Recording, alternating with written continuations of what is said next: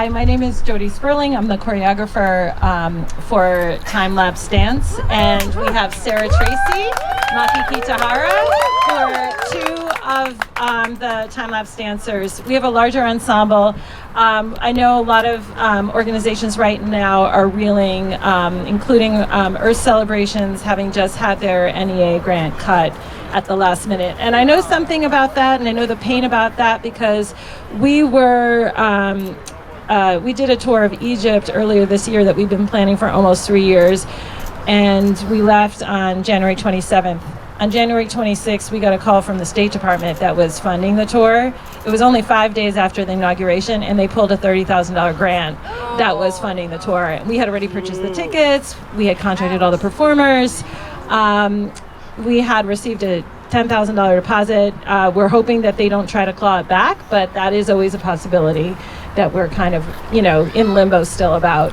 But this is happening to all the arts organizations right now across the city. I know we were particularly targeted because of our climate message. I know Felicia and Earth Celebrations is vulnerable because they preach love, community, collaboration, peace, environmental awareness, eco-consciousness, creativity, imagination, positive visioning for the future, and all of those, and diverse, inclusive, accessible communities. So all of those things are really at odds with administration priorities, and so those are the programs that are being targeted.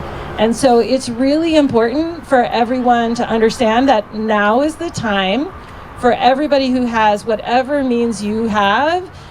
The federal government is not going to fund this work anymore, and we have to step in, pull together, and support each other, support the artists that you want to see, you want to survive, you want their work to continue to come forth and thrive and feed your soul, that we all have to get very actively involved in making it happen and taking responsibility for its survival and its thriving. And I think we have a great example of that today in this event. So thank you, Felicia, for inviting us to be back year after year.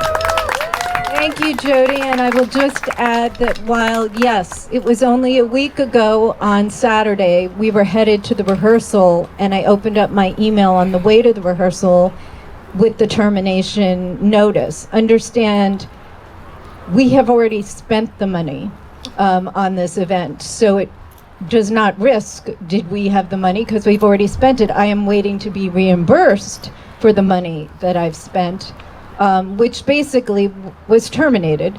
So we lucked out.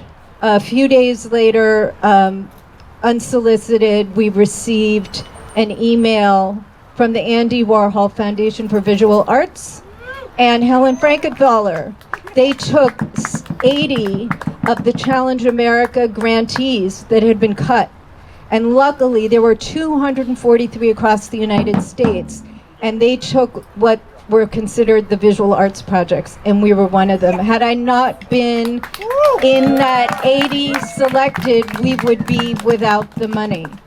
So I feel such gratitude for that kind of action, and I hope the other groups and their example will help fund the other groups who are all facing cuts across not only NEA, NEH, EPA, everything. So hopefully, those foundations and the people in philanthropy will step up. And I am just so grateful to be in the first great example of a private foundation's making a difference, a very quick fix.